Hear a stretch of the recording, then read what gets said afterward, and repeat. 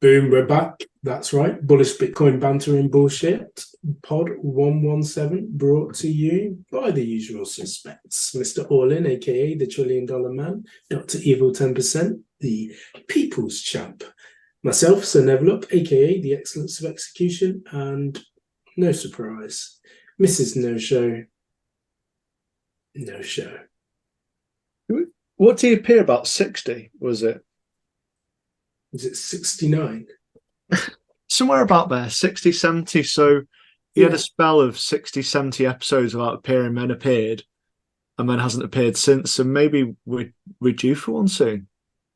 Well, numbers going up, isn't it? And we did actually hear from him out of the blue, and I was just like, huh?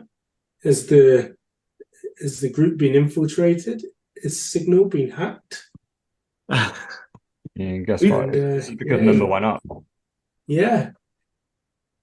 So we know that she's still holding. So when it's an all-time high, we expect to appear back on the show. Maybe we should just have a special agenda for when that happens, where it just rips into him, and we go through certain subjects just to take the piss. You just misgendered her. I'm sorry. Please have my apologies. I didn't mean to. Yeah. I need education. All female pronouns, please. Yeah. Anyway, I wanted to share a very quick, nice story. I tweeted it out, so I don't know if you saw it, but the Bitcoin wedding podcast we did about a month ago was very nearly the first Bitcoin divorce as well, because I lost this ring. So it has been missing for well over a week now. I lost it in the fields. The grass was a bit wet. The tractor was getting a bit clogged up. So I was cleaning it out and then throwing the dirty and the clogged up grass to the side. And then it was a couple of days later, I just felt that something was wrong. I'm like, oh my God, the Bitcoin ring's gone. You know, this is a one of a kind. The infamous Bitcoin ring as well, because it's not just any ring. It's number 21. Yeah, one of a kind. Obviously, there's sentimental value attached as well. It's the wedding ring. And I was just like, oh my God. This happened at about 6 a.m. I just kind of weirdly woke up and felt my hand. I was like, it's not there. I'm like, it hasn't been there for ages. So anyway, what restored my faith in humanity, because I got it back, right, is the missus went into some groups, some local community groups on Facebook. I don't have an account. And I was like, it's not going to work. But we asked for metal detectors and we got one. Someone was very kind and lent us one. But what was even better is some guy went, I'm a pro at this. I can just come do it for you if you want. So we just said yes to both. I was like, I'm going to want to get out there first, suss it out. And it's something I realized, over 7 acres of land, it's so fucking vast. It's so fucking big. I'm like, why did it have to happen out here? And I was going along. Not my 1-bedroom flat. Yeah, I was fucking, let's say, taking long to find it in there. And so I spent a couple of hours out there. Like, it beeped a couple of times, but couldn't see anything there. It was the one that had been lent. It was a Christmas present to someone's dad. He'd never opened it, didn't want it. Kind of just went, I use it for a bit. I want it back, but use it. But anyway, the pros turned up, and there was 3 of them. They just spread out over it. Told them roughly where I was, where I think the likely place is. Within 40 minutes, the guy was doing a jig in the middle of my field, like, I'm like, no way. I suppose this is just a hobby, isn't it? Like, they enjoy the whole process of finding things. That is exactly right. These were the 3 nicest guys I've ever met. I was like, can I trust them? Are they just here to steal it? Like, even if in my mind, I was like, there's a 5% chance they find my ring. And I'd say there's a 50-50 chance they just pocket it. Why wouldn't we would never know, right? They were constantly bending down and pulling out random bits of old machinery, like bits of tractor and all sorts, like little bits of metal out the ground. So after a while, I just left them to it. I'm like, I can't be out here all day with you. It's gone. Yeah, it's gone. Yeah. And then the guy's dancing around, and like he comes running over. He's like, I found it. I'm like, you know what, guys, this is. So what did you give him for a reward? He wouldn't accept money. Weirdly, I was like, I'll give you a reward. They were just like, what did you say? I said a quick HJ. Oh right, nah. No, the missus was there, you know. So, but no, weirdly, we had a load of champagne left over from the wedding, and we don't really drink that much, so we just grabbed 3 bottles of champagne and gave them a bottle each, and they seemed happy. They literally wouldn't accept money. They were like, literally, we love it. And the US went, all I want from you really is, do we have permission to carry on? And whatever we find, if there's got any value to it, we'll split it 50-50. But can we just keep going? Because we love doing this. They call themselves detectorists, and they do it all over. And apparently, it's really hard to find land you're legally allowed to do it on, because on public land you're allowed to walk on it, but you're not allowed to dig anything up or take anything from it. That's illegal. So getting permission, and obviously the land that I've got, it's been farmland and private land since, probably for 100 years. So there could be a load of stuff under there. Like, he's like, oh yeah, it's a Saxon area. There could be a load of coins, a load of jewelry, whatever under there. I'm like, well, look, if you find it, fucking congrats. And yeah, keep going, knock yourself out. So that's all they wanted. They just wanted to walk around in the fields for the day, like having a look. And they found some random things. Like one of them found a coin from the 1700s, and he's like, it's not a rare one, but it's cool. I'm like, well, fair play. Like, they went home so happy with these like little old coins and stuff. I'm like, but I was ecstatic. I got my ring back, number 21, back on my finger. I am not losing it again. That was a fucking scare. I can't, and it just restored. With everything like going on in the world right now, like, it was just nice to have a bit of freaking good news. Like, so there's like 3 random guys just volunteered their help. I was instantly skeptical, going, even if they find it, they're going to steal it. They didn't. They found it. They were jumping up and down in the middle of the field. They weren't trying to hide it. They were advertising it. They came running over. I've got it. I've got it. I'm like, where do you guys come from? Because everyone that I kind of have come across in life, they would have fucking pocketed that. That's a gold ring. You could have taken that off, melted it down, turned it into anything you wanted. I'd have never known. But they didn't. You say that, but the company that we all used to work for, and I always reference them as, essentially the nicest dinner ladies on earth. And it was, if you drop 2K on the floor, do you reckon they'd pick it up and give it you, or they would take it out for themselves? I've always still been astonished at how, welcoming and how nice the backbone of the business was. And, parts of it still is, because other parts of it are no longer there, in terms of the individuals. But yeah, I even had an act of kindness just the other week when I said I'd love to get some business challenge t-shirts that we had for our recent charity run, and a couple of days later, sent out to give to customers. And it's those types of things I always will be fondly remembering, and is over and above things not working or not being able to get hold of people, and all the bad stuff. But that's an amazing story, and thanks for sharing that. It's good, especially the sentimental value of the ring as well. I feel attached to it myself. I'd literally just come to terms with it being gone, and then the guys turned up with it and just found it. Had the wife come to terms? Yeah, she was extremely upset for the first few days.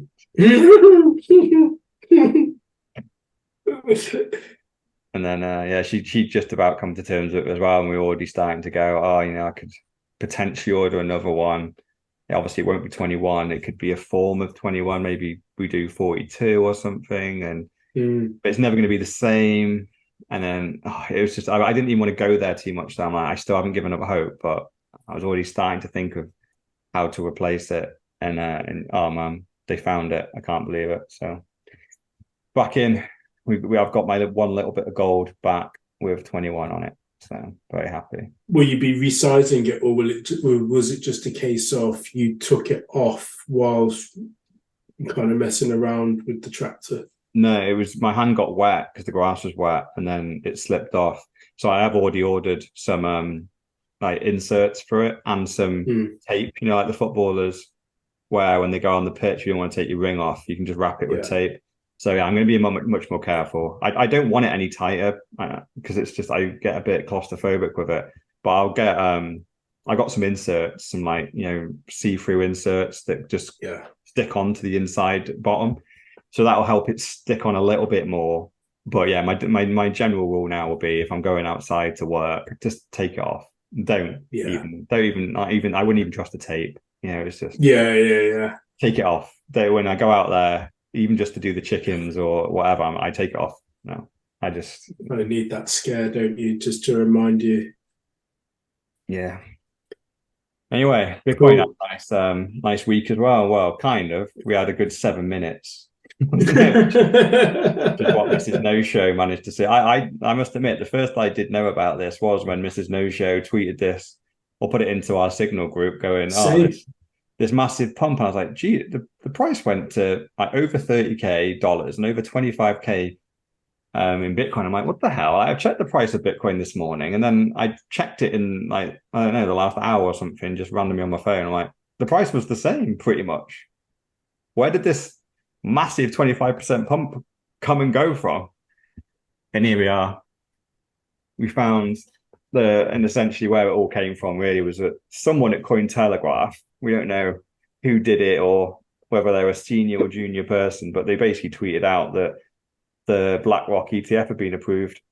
So do you think this could be a bit of a fake publicity by someone who could be quite senior, kind of going, let's put out a fake tweet and then it'll attract some interest, people start thinking the ETF, and it becomes a self-fulfilling prophecy?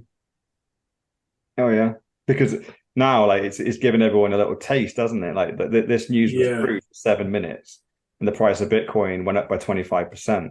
You go, just imagine if that was a real tweet. If it was a week, surely it's going to go up literally probably 2,000%. It's going to go up. It gets, grandpa in on the action. It gets all these people who don't want to hold Bitcoins. It's risky. They'll get BlackRock because whilst Bitcoin bores the ocean, BlackRock has got a fine ESG rating, so therefore they cancel each other out. Oh yeah, absolutely. So yeah, it could well have been. Who knows? It could have been someone potentially fucking doing market manipulation. They could have tweeted it on purpose, bought a bit of a bag, knowing it's wrong. The price went up by 25%. Sell the position. Could have been leveraged long. This could it shows what the potential is for the price. So last week we had that. Sorry, I've forgotten his name already. From was it Bitfinex, the CEO, who said, what is it, 1 million he was saying within the next couple of years. Yeah, Arthur Hayes. But that was based upon a fiat collapse. Whereas I think he was saying based upon the ETF, I think he's talking between 60 and 100, wasn't he? Yeah, he said we'd go to all-time highs, so between 70 and 100, for the ETF, yeah.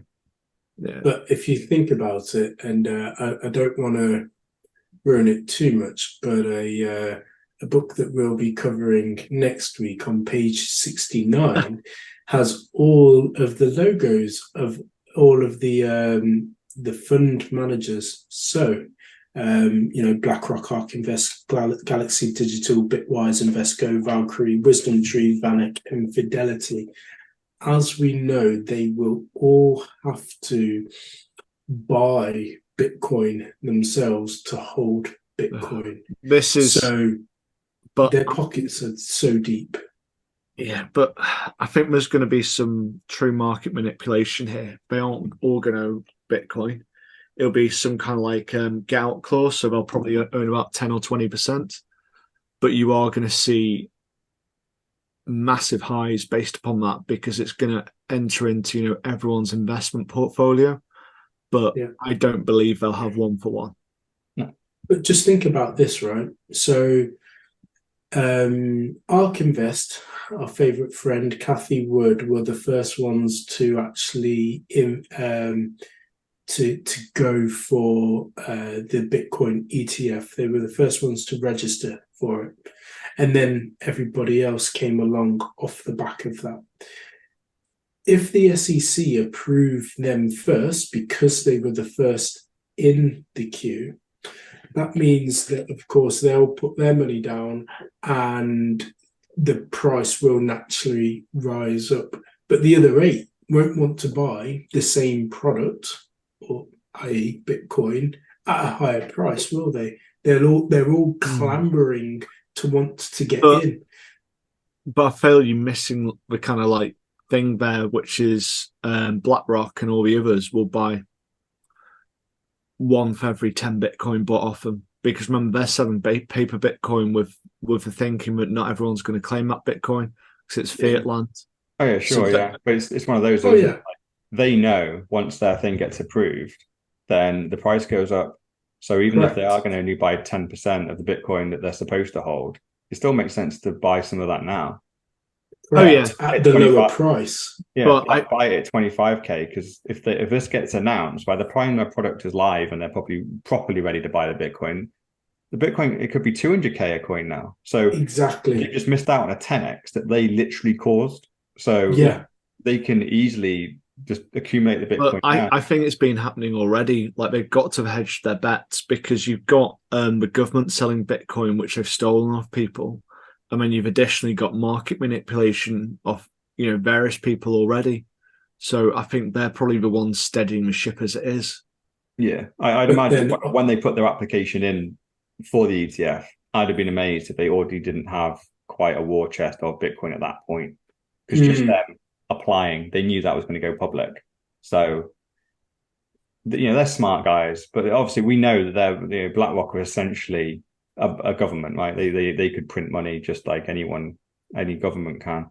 So I guess they're probably not as sensitive to price. And as we know, probably their main motivation isn't to make profit off the Bitcoin trades. It really is to control the asset and have the bulk of the money that's going towards Bitcoin diverted from exchanges into the ETF, which then means 100% no one has custody in this pot.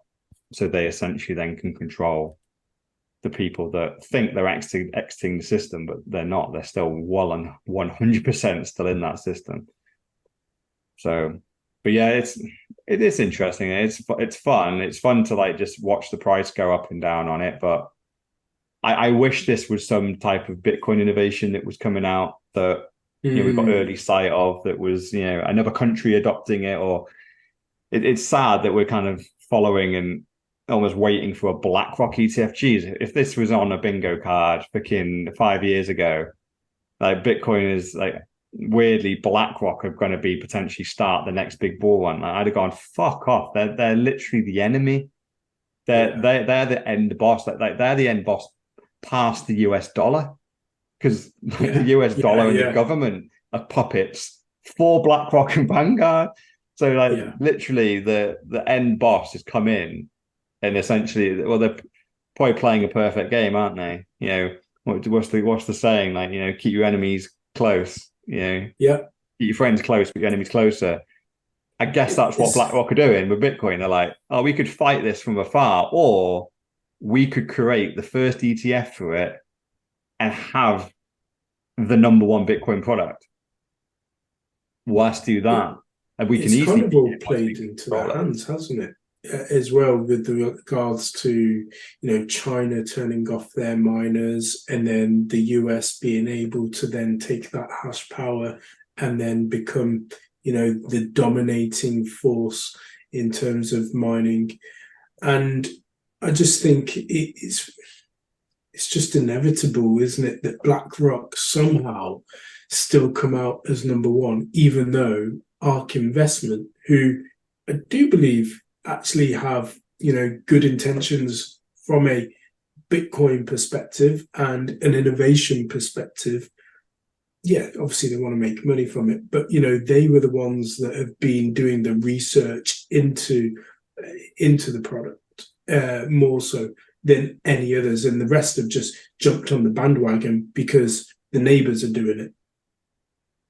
Yeah, it's why even if I take away like my hatred for BlackRock, it's still just a smart business strategy, because this is something that we used to do. The company we used to work for. You can be the pioneer, and you burn up a shit ton of cash, like trailblazing the way, or you could be first follower. So let someone do all the hard work, find out all the problems, find out the few things that work, and then that's the thing they focus on. You just come in 5 years later, having burnt hardly any cash at all, other than just watching them. And once they find a product that pretty much works, then you spend your entire war chest on the thing they figured out. And you beat them to market with a market ready product because you didn't have to burn all that time and effort, and you're a bigger organization anyway. So like, it's smart anyway. Like, let all the small ETF companies apply for Bitcoin ETFs over the last freaking 6 years, burn up loads of money, loads of time and effort. But it's fundamentally the SEC. Each time they tell you what's wrong with the application. So you learn from each one. You learn from every failure. So there's like a dozen failures there now. So BlackRock really can just take all those failures, build a product that doesn't have any of the objections the SEC had in it, and then just put that one in. So it's kind of a smart business move, even if I don't like the company that's doing it. But then ARK Invest will be sat there going, what the hell? How did theirs get approved first? And we did all the work. It's like, that's the market for you. And unfortunately, obviously, we know BlackRock are also pulling strings. They own the SEC.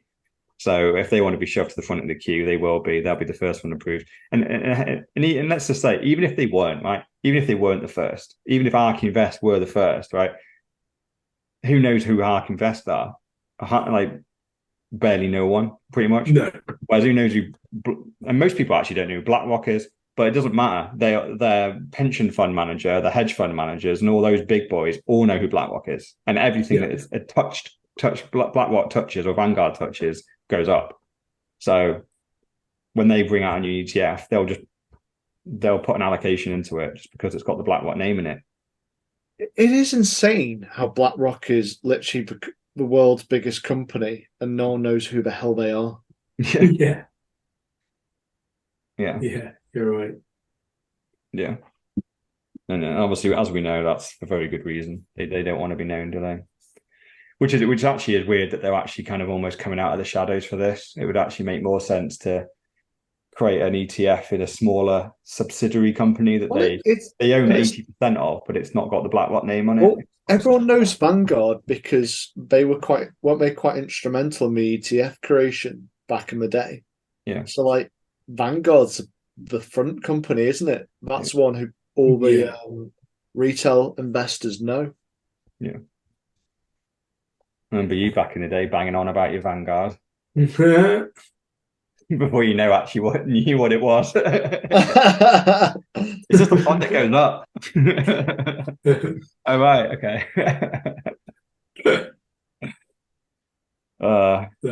We move on to let's move on. Okay, so we haven't really, and we won't be truly covering the whole SBF case that's going on at this moment in time, because it's not necessarily Bitcoin related, and we don't really want to continue to shed any light on what was a bad reputational kind of pull on Bitcoin. But we do need to cover off the fact that Caroline Ellison, the CEO or the MD for Alameda, and then SBF were purposefully trying to keep Bitcoin under 20k, which we've heard in the trial. Well, she's said it was SBF, hasn't she? So it's not they.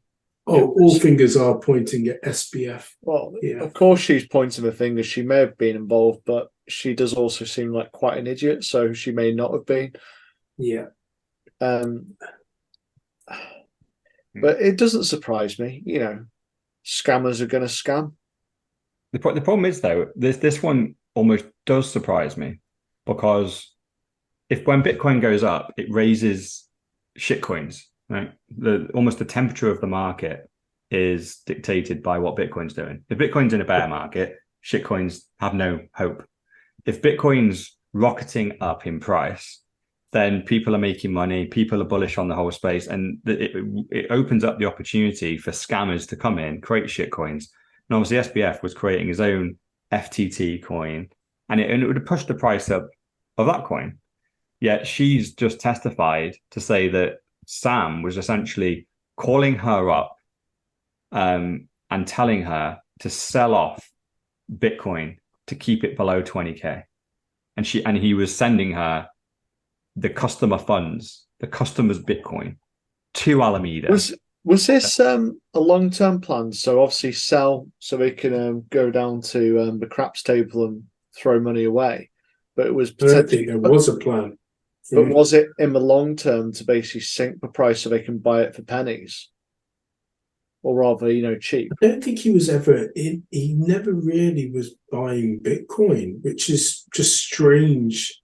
It was everything else. And again, I have been following it from Tiffany Fong, and he just was never ever sold on Bitcoin. So he wasn't like taking the customer funds and putting it into Bitcoin on the side and building it up that way, which is really, really odd. Because to your point, Mr. Orlin, if you look at the S&P 500, it really is controlled by 7 companies who hold 28% and control 28%. Because if you were to look at the 493 other companies in the S&P 500, they would actually show as being down over the course of the year. So it's those 7 that continue to drag the market up and drag those losers up with them, instead of them dragging them down, because they hold such a big market weight. And that's what Bitcoin does for everything else.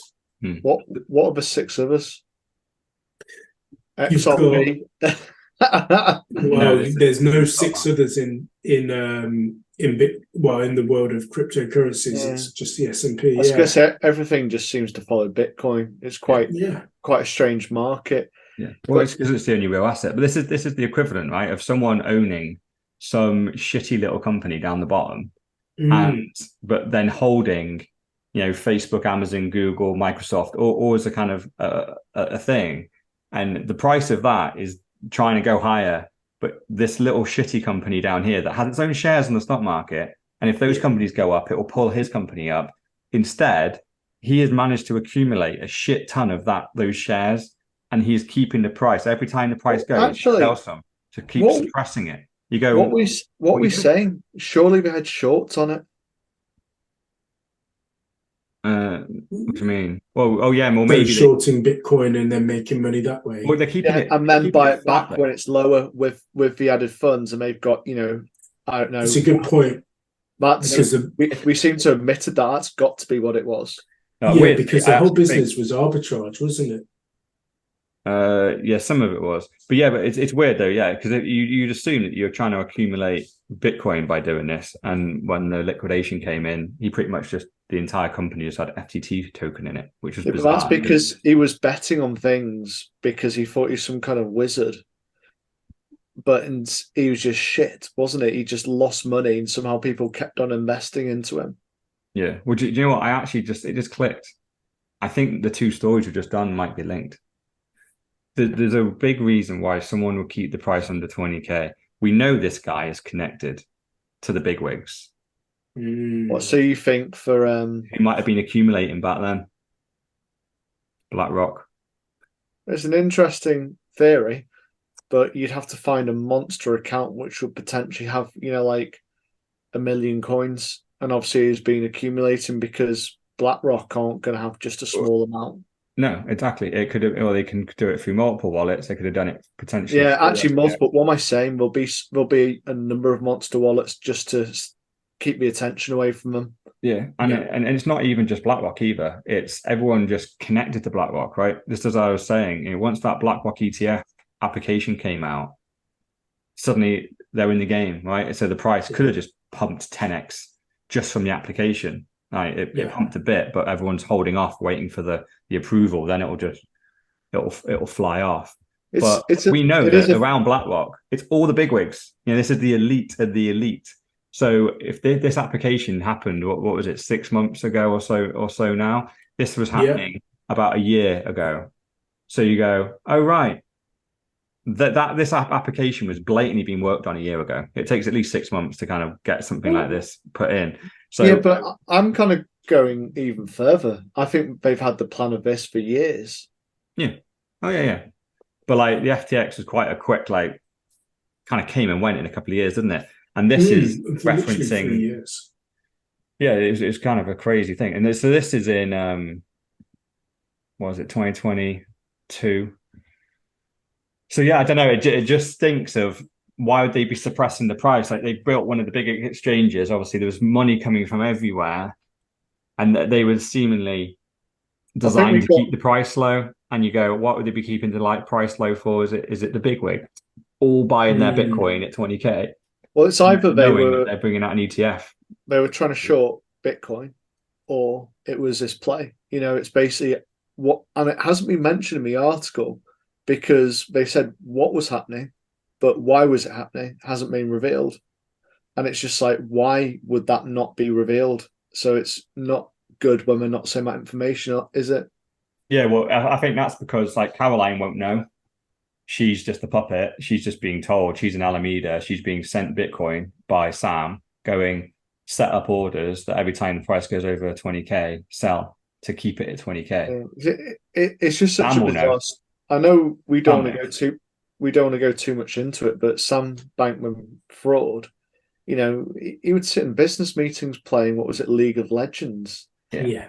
He pissed money and people kept on investing into him for absolutely no good reason. So you kind of go think someone was recommending him, weren't they? Yeah. Yeah. And obviously we know there's a very weird ties to very high up in the Democratic Party in the US.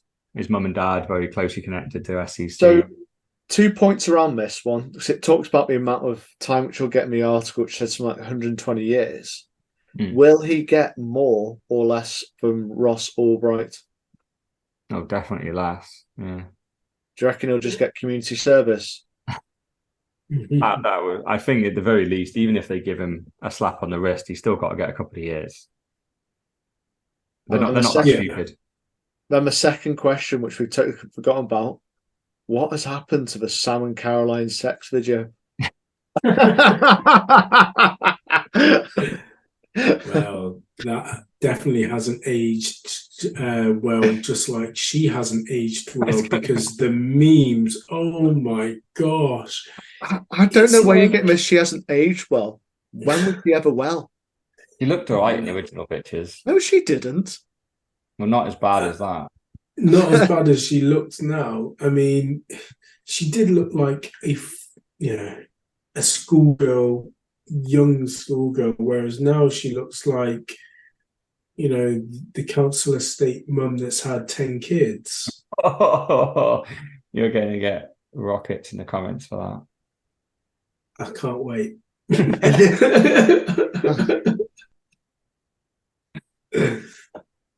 Yeah, she's yeah. I think I even saw one of the drawings from the court artist, and oh my god, they did her so dirty. Her eyes are literally like angles. Yeah. Like her eyes are a bit like tilted the wrong way. She looks a little bit like an alien, but they're not that tilted. Like, the artist did a proper dirty. Yeah, it's not good. It's not good. Anyway, do you know what else is not good? What's happening in the UK from the 6th of January 2024? I don't think this is so cut and dried, though.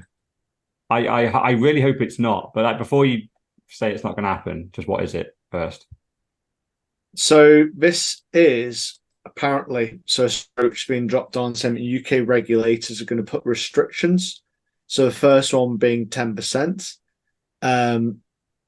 of your wealth can be Bitcoin, and then crypto, sorry. And the second one is around having to be educated first. So you've got to go through a test, which you've got to pass. This one says you've got 3 chances to pass the test. And something else which I've read is you've got to have a high amount of net worth in order to invest. So this may be the difference between paper Bitcoin and the ETFs as well. So I think people who are earning below a certain amount will have to go down the ETF route, and people over a certain amount would be allowed self-custody. However, reading the regulations in this, it's suggestions like, as in, let's get the exact wording. The benefits of diversification and that retail clients should not generally invest more than 10% of their net assets in restricted mass market investments. That is a suggestion. That's literally T's and C's is what I understand. Yeah, but regulations are very often written that way, aren't they?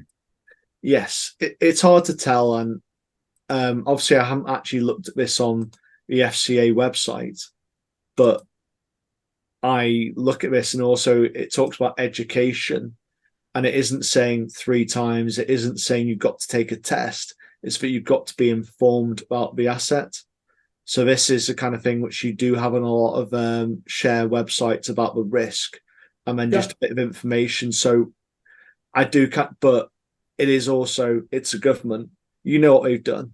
If you don't believe this doesn't happen, look back at 2020 when they locked you in your house and told you it wasn't safe to go out. And if you did, you're a grandma killer. So, I kind of do get your point there. 100%. I mean, if they can, they will. And it does happen already in terms of some investment sites require you to answer a few questions to understand your knowledge before investing with them. Now, I can't say that I've ever failed any to then understand whether or not that is your only chance in order to invest with them. So I don't know what happens in that event, but if it's and is it a blanket ban as well? Because you can always go to another provider. There's not going to be a central database of exactly from crypto. So I am very skeptical of this. However, like I said, I wouldn't put it past a government with the overreach which we've seen over the last few years. Do you think they're going to repurpose the track and trace app to follow people that have actually failed? I was going to say that's fine. We all know that was a bag of shit and it cost 32 billion, so it won't be able to catch anyone. Exactly. It's just weird though, isn't it? Because even if, like, for me to be kind of compliant with this, even if I just let's like steelman what they're going to do, like there's some screenshots of the regulations around the questions, but it does say firms may need to ask additional or alternative questions to ensure that the retail client, and it's the retail client that's important bit, because if you're super rich, you're not retail now, you're an accredited investor. So accredited investors are not affected at all.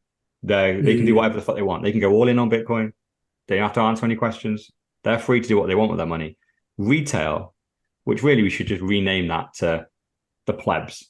It's the plebs. This is a pleb regulation only. So it has the necessary knowledge to understand the risks involved in relation to the specific type of qualifying crypto asset offered. And then they go through a whole list of questions. So there's 12 questions down here that all talks about, do you understand what you're doing? Apparently somewhere in here, there's supposed to be a 48-hour cool off as well. So even if you pass this test, you then still can't buy for 48 hours. And then it obviously then points out that you shouldn't invest 10% of assets in any restricted mass market investment. So that's essentially means your liquid assets. So that means it doesn't include your car, doesn't include your house. This is just your investment portfolio, 10% of that. So like most people don't have a huge pot of investment cash, right? Let's just say like you've done well, you got up to 10K. That essentially means you might want to go, I've got this pot of 10K. I've got it in various shares. I want to sell half my shares and put it into Bitcoin. Nope. Yeah. That would be breaking the regulation. And this is where the problem, or like the punishment, where does the punishment go? Sometimes, like if this was say you have to be over 18 to buy Bitcoin, right? You go, okay, fine. That's the same for any financial asset. What's the punishment for doing so, allowing someone in? We go, well, that's on the person that sold it. They would get punished, they get fined, potentially shut down for running an uncompliant thing.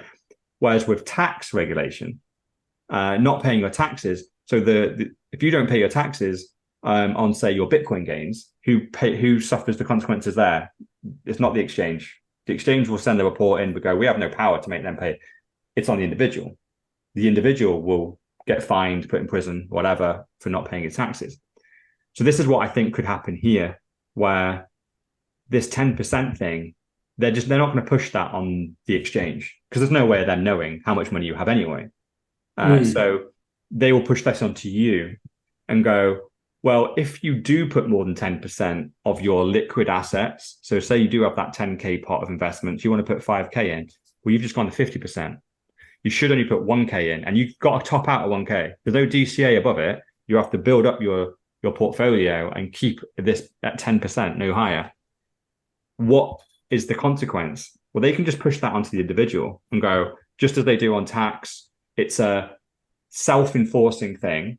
You can easily break it if you want, but at your own peril, because who knows what could happen. And they'll list out potential fines, potential criminal time, all that kind of stuff, which bizarrely, like with tax, at least I kind of get that one. I don't agree with tax, but like not paying it or not paying enough, I get that they count that as stealing.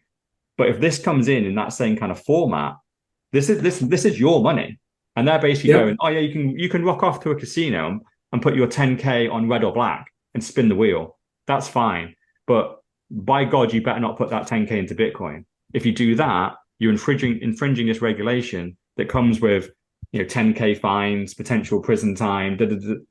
That's where I see this kind of creeping in. So it almost becomes a self-enforcing policy. Do you think the FCA can enforce something within 3 months? Oh, right. As in they've launched it now and they're saying that it's going to come in Jan. That's never, ever happened, which makes me think this is just advisory at best and at worst, it's someone's doctored some documents. Oh, no, it's on the FCA website. Is it definitely? Yeah, it's the first comment below the tweet. It's linked on the FCA website. Okay.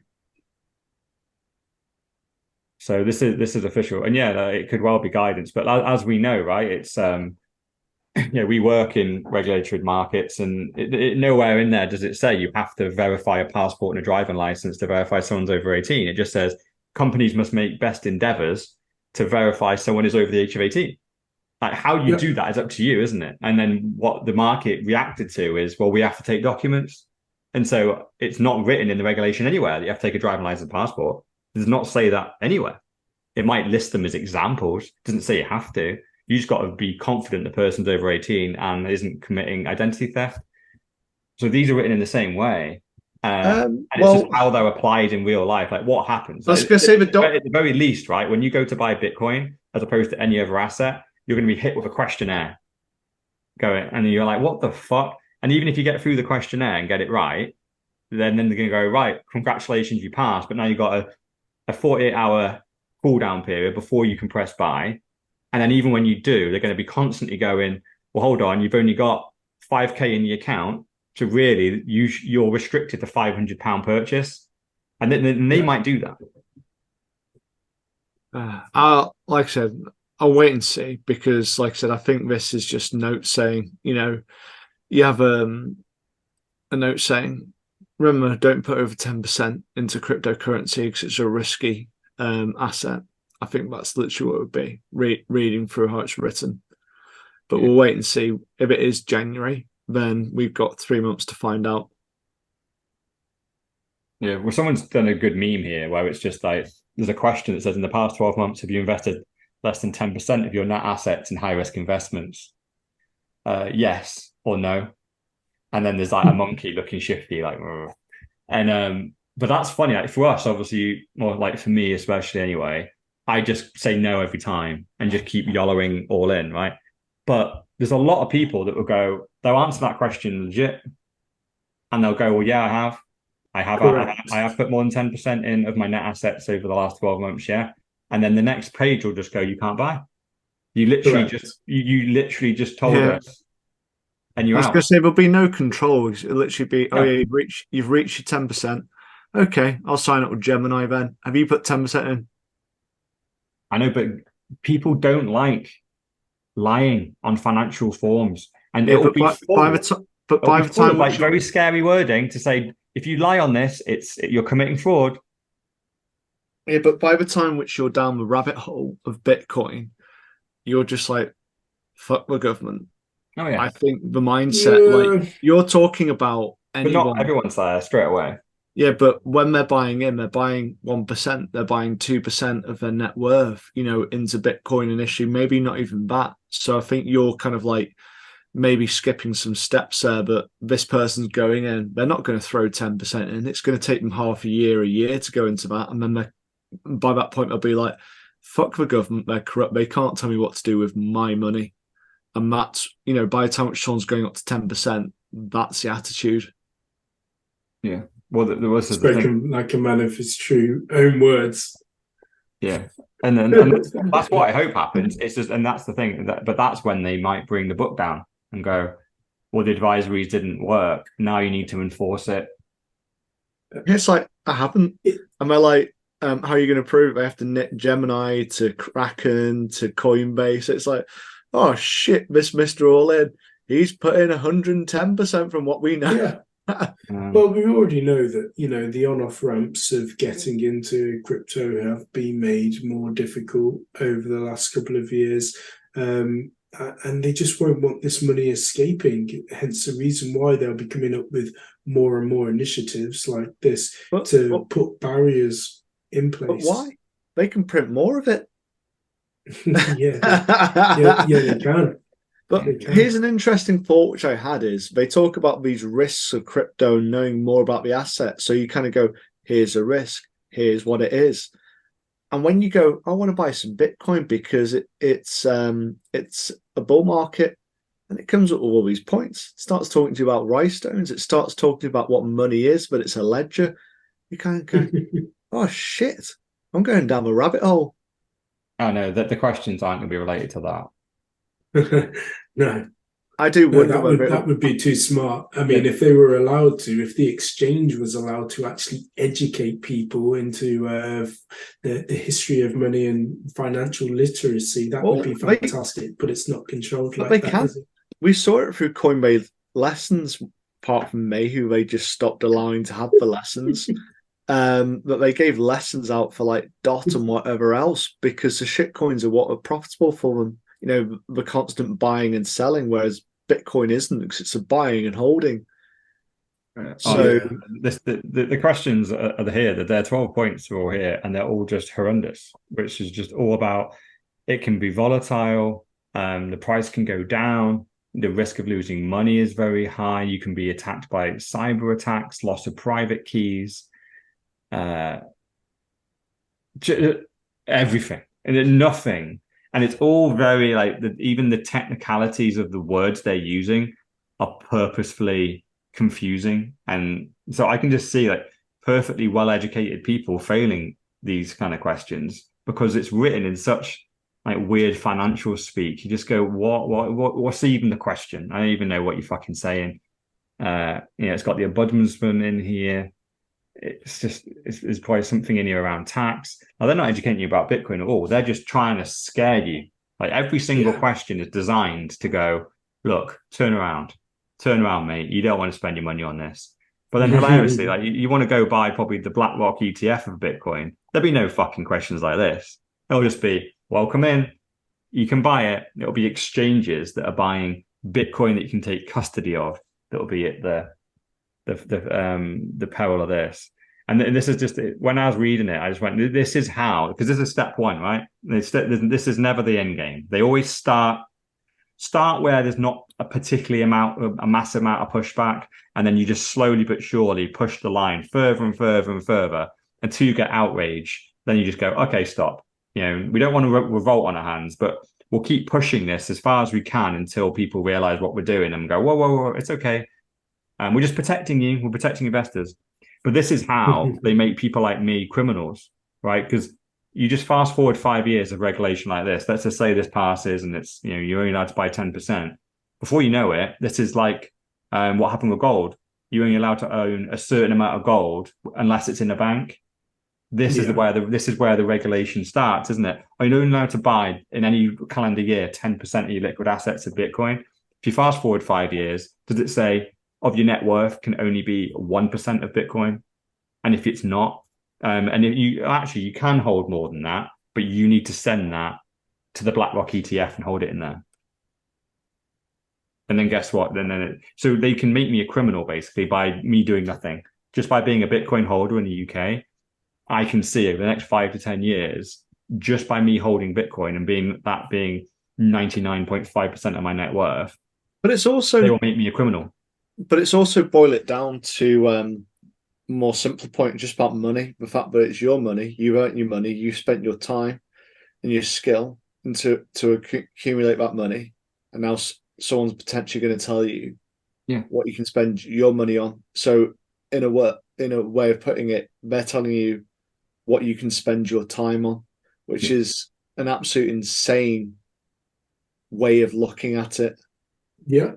And even this draft regulation, it's implying that anyway, isn't it? It's treating the plebs like plebs, going, you don't really understand what you're doing with your money. We need to educate you first and then limit how much you buy. And always my pushback on any regulation that moves into the financial service, I go, does any of this exist in gambling? And if it doesn't, go shove it up your ass. Because gambling is clearly like, Jesus, they serve alcohol in there. People are just like betting on games that literally are rigged against them, that the mathematically proven that the house will win if you play for long enough. And anyone can walk in there with any amount of money, put it on the table and gamble it. There's no regulations whatsoever stopping any of that. They have to verify you're 18. Great. Is there any restriction on how much you can bet? No.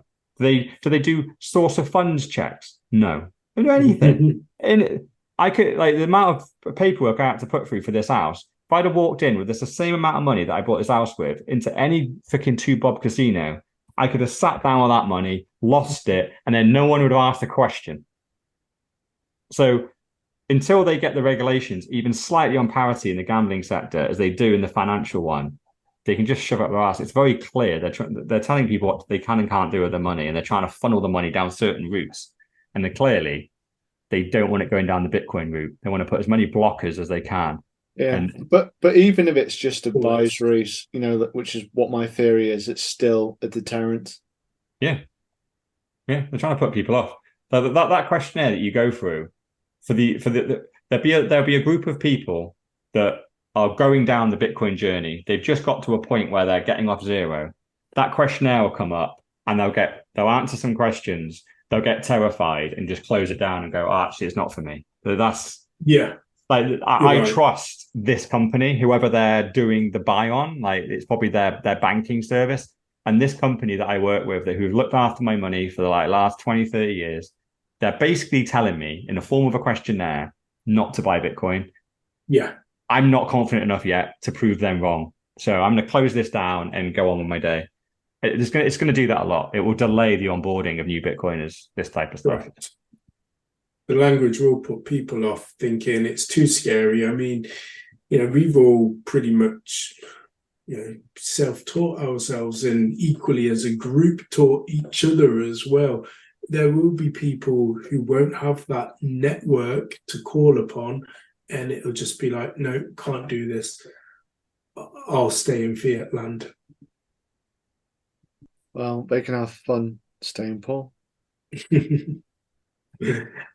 sad though. Like we want those. They're the people. They're the future Bitcoiners, aren't they? They can get turned away, and it's the fucking fiat system putting up the barriers. But yeah, we've said before. Actually, I think that almost the peak perfect time to buy Bitcoin is right now, because the education is there, the onboarding is simple, and you'd think it would just continue to get better, but it's not. The hurdles are going to start getting put in by the fiat system. Like if you left it alone, it would just get simpler and simpler and simpler.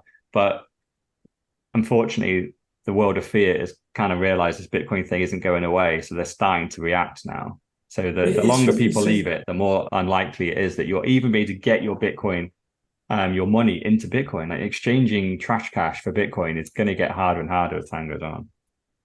So you're saying right now the golden era of everything, because after this period goes, you do look back and think, oh, that was a good time. It is right now, isn't it? Yeah, for the average pleb. For the average pleb. Yeah, you're right. Because you don't need but if you the more you go back, you need more and more technical knowledge. Yeah. I came in almost the perfect time for me, because I had the right amount of technical ability to kind of get in and send my money freaking all across freaking Europe to get it in to buy Bitcoin. But if I go back like another 5 years, I wasn't technically astute enough to be able to buy Bitcoin, to hold custody of it. There was no hardware wallets, there was no YouTube videos. So I wouldn't have been ready then. Whereas I had enough technical ability to overcome that. But then the majority don't have any technical expertise at all. They do just want to go on a website, deposit money, click buy, and then send it to a nice hardware wallet. That now, I think we're at peak. Because unfortunately, like as we know, like the exchanges and the hardware wallets will continue to improve, but the blockers are coming now. So now we're getting the technology and the usability is going up, but now we've got the fiat world purposely putting in blockers and potentially like stopping you from transporting your money. So now, like, I had to get creative about how to get money into Coinbase back in the day and send it to Estonia and all that kind of stuff. Potentially, you're going to have to start doing that again.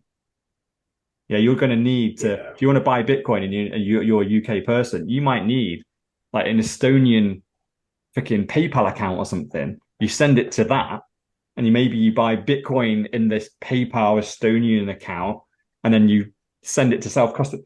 Like that might end up being what happening. Like literally, it might be banned. It's like you might be like the equivalent of being in Turkey or China right now, where to buy Bitcoin in those countries is super difficult because essentially it's illegal to do so. So you have to find all the black market routes round. You can still do it, but it's really fucking hard. And trying to get your mum and dad involved in Bitcoin when that's the route forward, like good luck. It's virtually impossible to go, oh yeah, you need to send it over here, then to there, then to there, then put it on self-custody. That sounds dodgy. Is it illegal? Oh yeah, it's illegal. You're not doing anything illegal really, but they've made it illegal. And that'll be the case in the UK eventually. It's like, oh, you want to buy, like, you want to put a big chunk of cash in. Oh yeah, you can't because they've blocked it. So what you have to do now is split your money up, send it to here, buy your Bitcoin, then send it to a wallet. That is going to be multiple extra steps just to get past the regulation they put in. So yeah, I think the golden time for someone that's totally not technical at all and just wants to buy Bitcoin, I think it's now. On that point, do we want to move to our next story? With Clown of the Week, everyone's favourite shit poster, Paul Krugman. So Mr. Krugman, he's come up with one of his inflation charts again, which I think we all love. There's one, must have been weeks ago, which it came out. So he did one saying, oh yeah, inflation's slowing down, but this one is, the war on inflation is over. We won at very little cost. So the CPI is down from around about 6%. It peaked around 7%, and now it's down to below 2%. Amazing work by Sleepy Joe, isn't it? We didn't even know he was awake, but he solved inflation. So, you know, Bitcoin's over now. Unless you look at the title of the chart. Yeah, excluding food, energy, shelter, and used cars. But why does that matter? Yeah, who needs food, energy, a house, and a car? Yeah, exactly. They're luxury items. They should what be you can do is CPI. TVs are deflationary. So we can buy loads of TVs. You could eat a TV. You could maybe grind them together to get some sparks. You could power them up to have a big building around you with TVs. Yeah, if you get one of those really old ones, they heat up quite hot. So that's basically heating. Yeah, I don't quite know how you'd use it as a vehicle though. You just like you could still build a car out of TV. It only works downhill. You'd have to make them round though. So yeah, it's a bit ridiculous that you're claiming, you know, how can you seriously put out a title saying inflation's over, we won, when you exclude food, energy, shelter, and used cars? If you think about someone's life, you kind of go, okay, I've got a job. So to get to my job, I have to drive. In order to survive, I need to eat. Also, in order to heat my house so I don't freeze to death. And also, I like to watch a bit of TV just to relax when I'm away from a grindstone.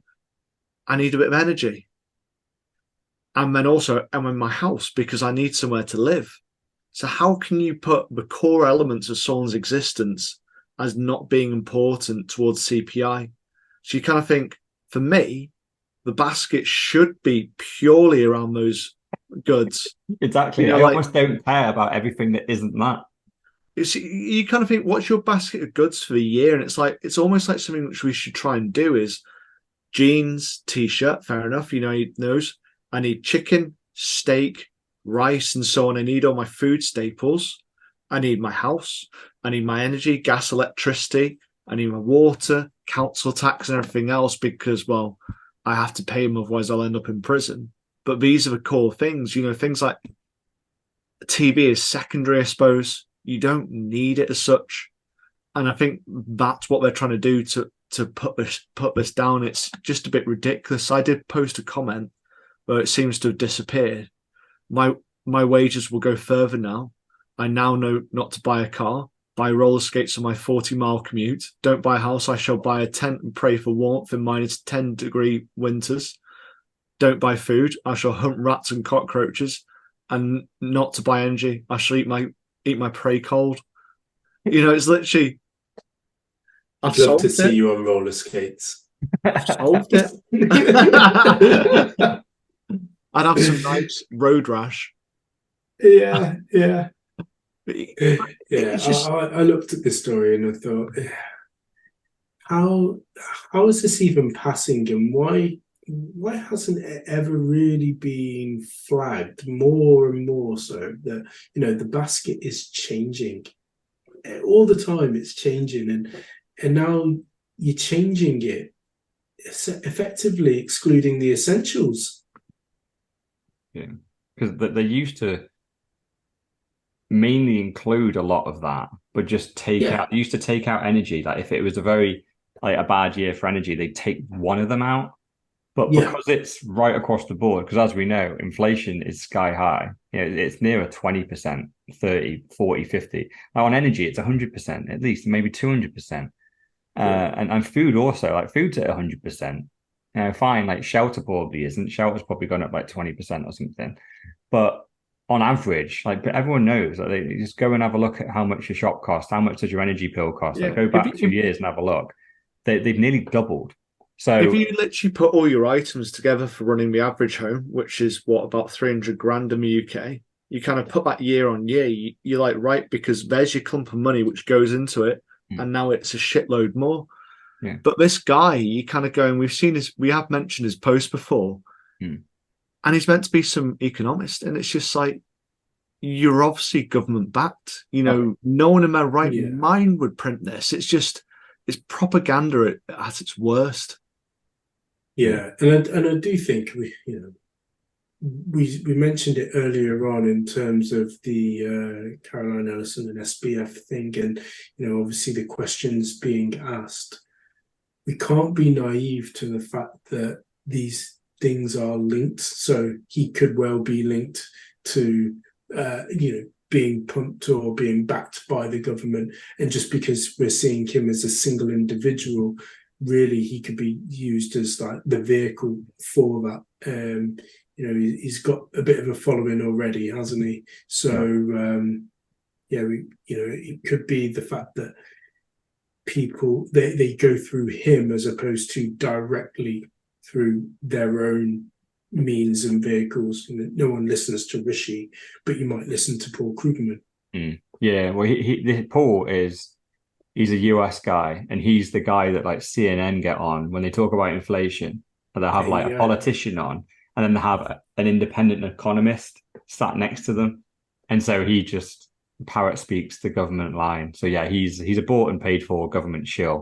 He's constantly trying to underplay the things. I think he won the Nobel Prize for Nobel laureate. In the economist sector.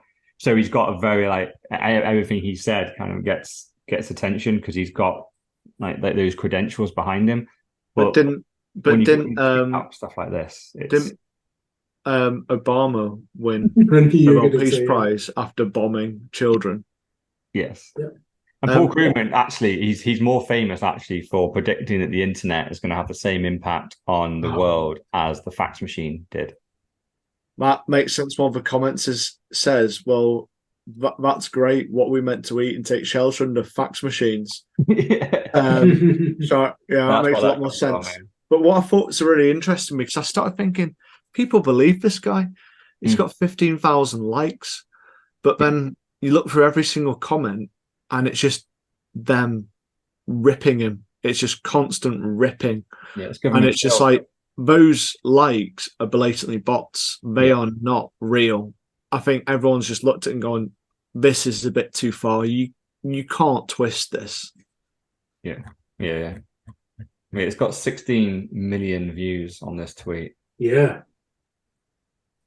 And it's like a child's done it, right? Because even like it's quite funny that even this chart back in March 2022, inflation is 7% when you exclude food, energy, houses, and cars. So like even the stuff that is getting made at scale and is getting cheaper and cheaper, even that stuff, even like your TVs and all that, when you bundle all that in, it's still going up by 7%, like which is a huge amount, right? That's a very good point, which we kind of overlooked at the start. Is it was 7% without that? Yeah. Jesus. So imagine if you bulked all that stuff in. Yeah, it'd be good to actually get a proper basket. You know, like I said, if you had your mortgage payment taken into fact that you'd have the new interest rates, so you had all the things which you actually got to use, and that you ate a normal diet and weren't eating slop. So I need to do the CPI fucking properly. Yeah, exactly. It's like, what do you buy for a family of 4 every week? You know, like a chicken breast and rice and carrots, potatoes, your gas usage and your electricity. It'd be really interesting because it would be sky high, probably even higher than we've estimated. Yeah, it's a shame because, like, you know, like when you use Revolut, they do that for you, don't they? They put everything into buckets, like, on your spends on a month. They'll go, "Oh, this is what you spent in supermarkets. This is what your energy bill was. This is what your rent was. This is what your car payment was. This is like This is how much you spent on Amazon. This is how much you spent going out. This is how much you spent on alcohol." So imagine if Revolut just went, you know what? We've actually existed for the last, decade pretty much now. We could put out a real CPI over the last decade because we know how much people are spending of their bucket on stuff. And so because they've got these categories already. They've got food, housing, car, entertainment, all this, that they've got all those categories already. So if they just looked into that and then just published it completely, obviously anonymous, as opposed to any names or anything, just go, as our population of users, on average, like people used to spend this much a year on food, but they're now spending this much. So then there you go. There's the difference. There's the difference. There's the inflation rate on food. Like people aren't just randomly buying more food now. It's because it's costing more. But that'll never happen because there's nothing in it for them other than making an enemy of the government. And if you're a bank, you don't want to make an enemy of the government. They can destroy your regulations. So. I was going to say, I've never seen that actually happen, despite the fact that they certainly have the capability to do so with all of the data that they've got. So you'd suddenly have a big audit come your way. And they'd find a load of stuff and put a massive fine on your head going, or maybe you stop doing these fucking CPI reports. And you go, okay, they're done. They're done. We never see one again. Sorry. We apologize. Because it is weird how much they lie, right? We know they lie about the money, but this is kind of funny when people are like literally spending double on their energy bills, double on their food bill, and these morons are going, "No, you're not. It's 2% more. Everything's fine." It's not 2% more. What the fuck are you talking about? Literally, people can verify this themselves. They know when they go to the shops. Like, what? I don't know who this tweet is really for. Yeah. I think it's just to pump through CNN, isn't it? And it's saying, look what Paul Krugman, it's been seen by 20 odd million people and it's been liked more than any of its comments. But then even the people on CNN, right? Then they tell everyone that inflation's only 2%, says Paul Krugman. But then every pleb sat at home is going, but my energy bill's doubled. What's that about then? Like it's like I get they can lie about money printing and everything because it's much more like abstract. They can lie about elections, they can lie about wars, they can lie about all those things, and I get the fact it's very easy to be convinced about that. But energy, it's caused by greedy corporations. It's not caused by price caps and inflation. Or Putin. Anyway, move on to another moron, but a Greenpeace moron this time. You mean everyone's favorite climate grifters? Yeah. Sponsored by Ripple and XRP. It's literally, when I see stuff about climate now, I'm just like grifters. It's the first word which comes into my head now. I'm just like, when you look at it, it's never about the environment. It's always about profit or control. That's like the government for you, isn't it? Everything the government says about profit or control. Yeah. Everything.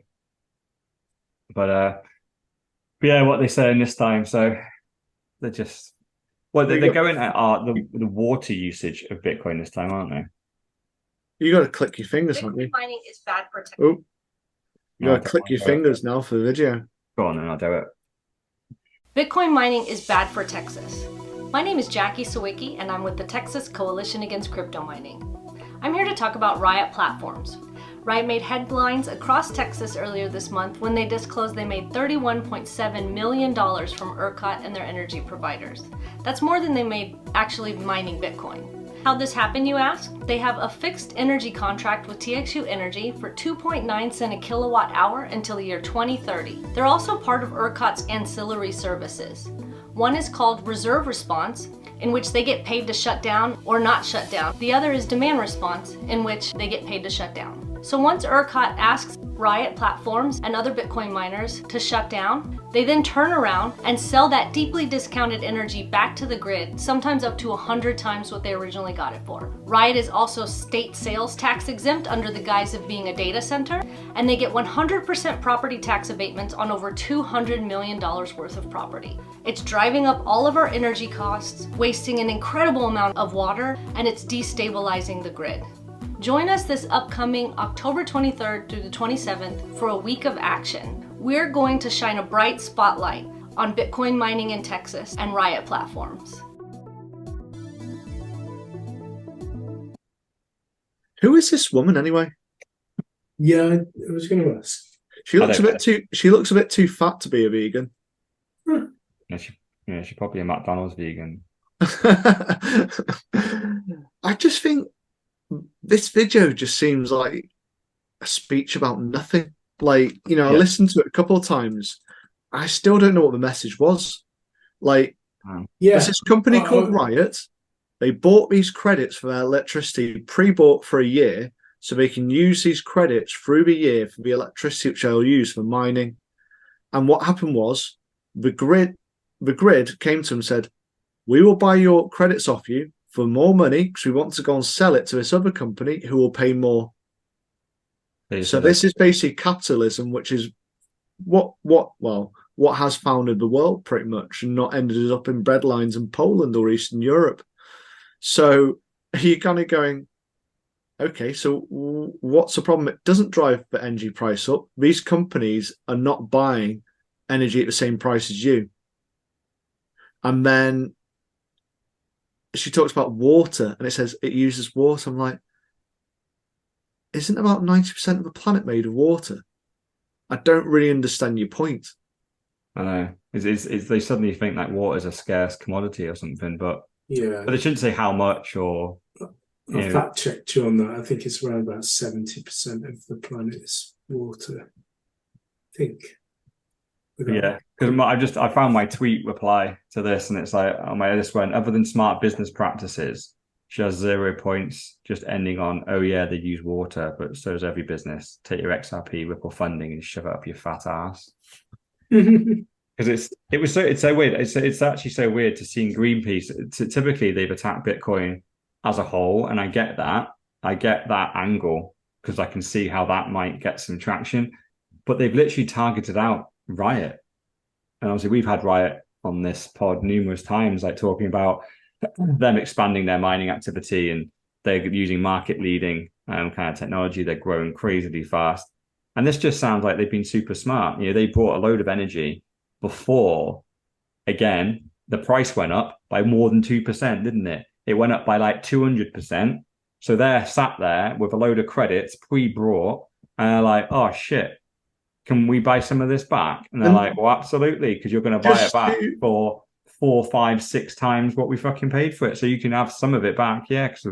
and we'll just buy it when the price comes back down. So it's just that just sounds like Riot have been smart. Like they're not freaking holding. Doesn't it also stabilize the grid as well? Because if you pre-ordered how much energy or usage you're doing, the grid is ramped up to cater for all the pre-bought credit.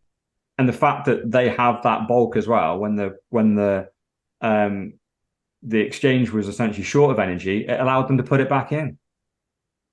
They agreed to go, okay, we'll ease off a little bit. We won't use that bit of energy. You can have it back and use it for someone else. Literally, it's like you got your buffer in there. It's like she literally has 0 points. It is so weird. This whole video is so. I was trying to go to what is your point other than just throwing accusations. We need proof of stake, and we need to go onto pure solar and sun. So if it's a cloudy day and it's still, nothing will work. The ER will have no power. Those life-saving machines which keep babies who are suffering when they're born won't be working. But it's okay because you're a climate grifter.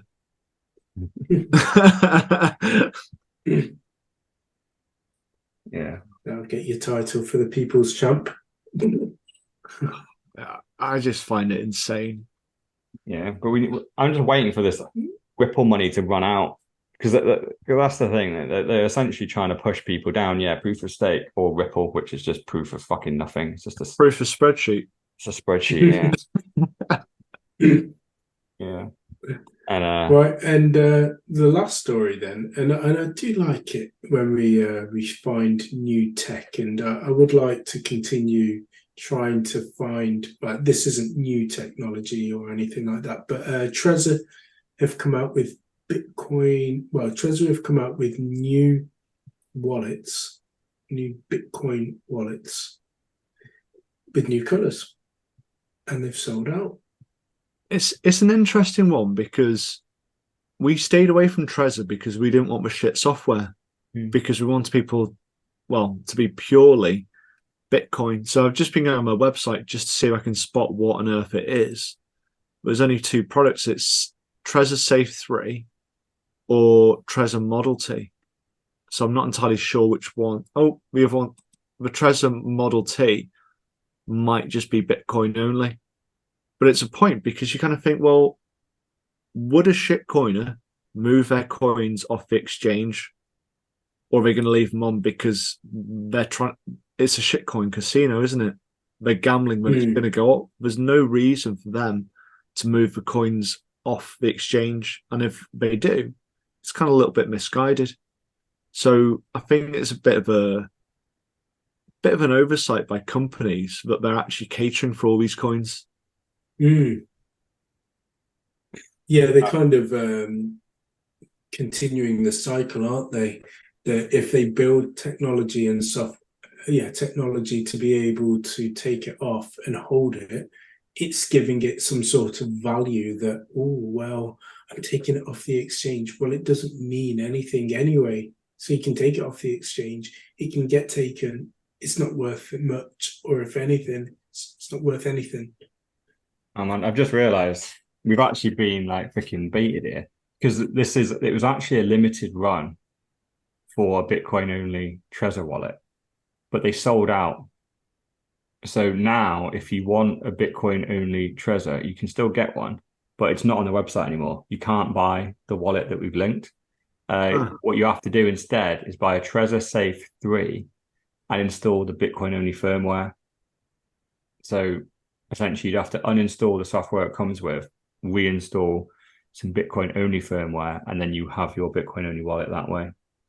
I was just having a look on my website, just trying to figure out which model it was. And yeah, you're right.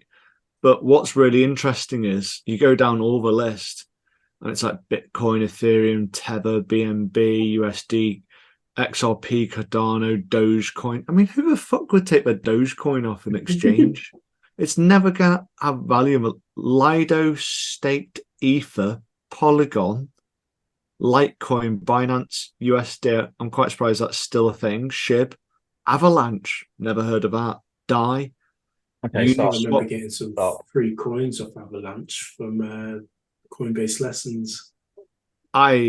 That's when they stopped allowing me to mantle.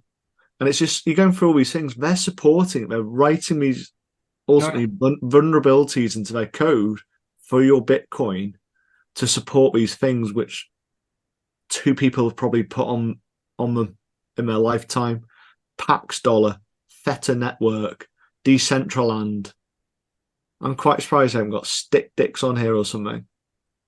It's weird because obviously Ledger do the same, and there's obviously a reason why they do it.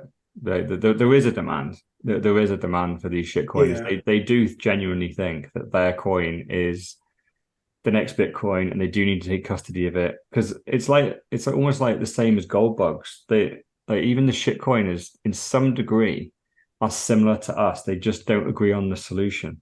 They think that their thing is better, and like the gold bugs think their thing is better. They're so close. But but it is nonsensical, to put your stick dicks on self-custody. Like, there's no government fucking seizing those, mate. Don't worry about that. Like, they're going to let you ride to zero on that all on your own. They're interested in the Bitcoin, but you know what the worst thing is? I'm still scrolling and there's still more shit coins. There's thousands of them. Yeah, I can't believe that Trezor support all these. There's Arb Doge AI, Dogelon Mars. Oh, stop. Yeah, but And don't forget, they also support NFTs as well, and the fact that you can take NFTs off and put those on there as well. So, yeah, maybe that will send you to sleep tonight. Oh man, I'm just having a scroll, seeing what the names are. It's just insane. There's thousands and thousands. It's just they're going to be the next big thing, dude. Badger DAO. You know, that's the way it's being sold. This one's more faster, more secure, does more transactions. It's decentralized. There's one called Harry Potter Obama Pac-Man 8 Inu. It's the amount of like developer effort that has been wasted supporting shitcoins over the last probably decade it's probably the biggest waste of time since the entire world was just building image filters on like Snapchat and Facebook and stuff. And I know that still happens now anyway. But everyone just wanted a social network that could post a photo and just do filters on them. And I remember listening to a podcast where the guys on there were just going, this era is going to be famous for the brightest minds of our generation are working on filters of like how to stick your tongue out or make your eyes glow red. Like, what are we doing? These people should be working on real hard problems, and they're doing filters on cameras.